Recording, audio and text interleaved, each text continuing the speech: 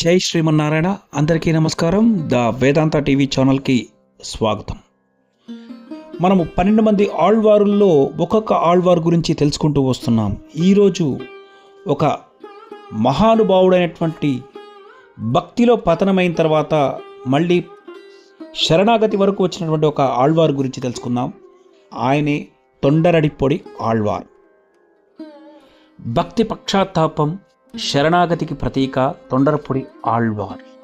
తమిళనాడులోని పవిత్ర క్షేత్రమైనటువంటి శ్రీరంగనాథ స్వామి ఇక్కడే తొండరడిప్పొడి ఆళ్వార్ జీవితం ప్రారంభమైంది.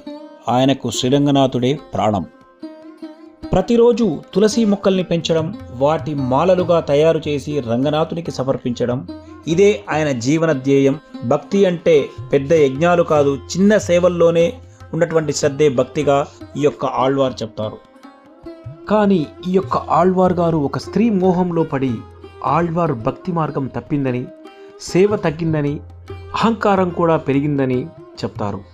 తరువాత ఆ శ్రీమన్నారాయణుడే అతనికి కనిపించి ఏ మాత్రం కూడా శిక్షించకుండా శాంతంగా బోధించాడు.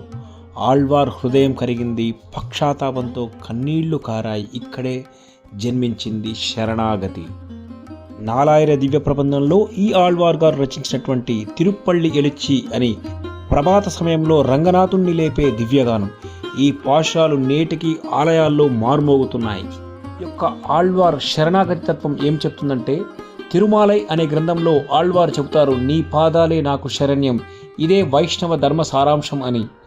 ఈ ఆళ్వార్ తప్పు చేసినా ఆ శ్రీ మహావిష్ణువు శిక్షించలేదు. అదేవిధంగా మనం కూడా తప్పులు చేస్తాం, కానీ దేవుడు దూరం కాడు. పక్షాత్తాపం శరణాగతి వల్ల మోక్ష మార్గం ఏర్పడుతుందని ఈ యొక్క తొండరడిప్పొడి ఆళ్వార్ యొక్క జీవితం చెబుతుంది. ఈ ఆళ్వార్ యొక్క దివ్య కథ మీ హృదయాన్ని తాకితే లైక్ చేయండి, షేర్ చేయండి. మరిన్ని భక్తి కథల కోసం ద వేదాంత టీవీ ఛానల్ని సబ్స్క్రైబ్ చేయండి, షేర్ చేయండి, హైప్ చేయండి. జై శ్రీమన్నారాయణ.